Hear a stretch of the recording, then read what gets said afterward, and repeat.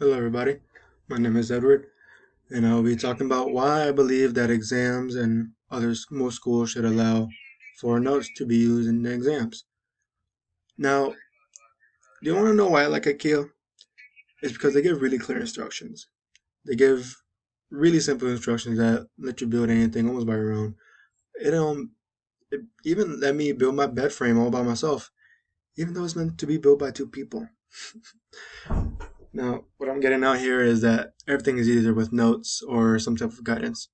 Obviously, right? Now, if you're anything like me, you know what it's like to be a nervous test taker. Even when I've studied something for, I feel like forever, the moment I start taking a test for something, it seems like I can't remember anything. And that's okay, it happens to a lot of people. But something that always makes me feel like I could do better or get rid of that is that I would be able to, if I was able to have my notes that I personally took myself, I would do a lot better. So, this is me talking about why I think schools and universities should let more classes allow notes for exams. Now, like I said, as a nervous test taker, I wish I could use notes a lot more when it comes to taking exams, cause because I feel like that the only good thing, sorry, no, that's not true.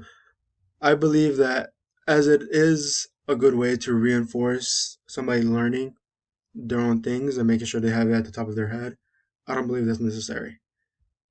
I think that with being able to have notes at your disposal, it better portrays how you're able to apply what you have in front of you. You're able to better you're better able to show your application skills of the help that you have in front of you.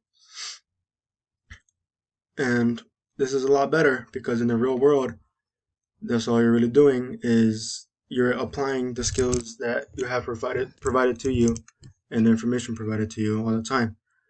Doctors they're always able to step out and look at whatever research they've made to make a decision before prescribing something to their patient. And lawyers too, they're also able to prepare before going on a big trial instead of just having to come up and connect things on the spot.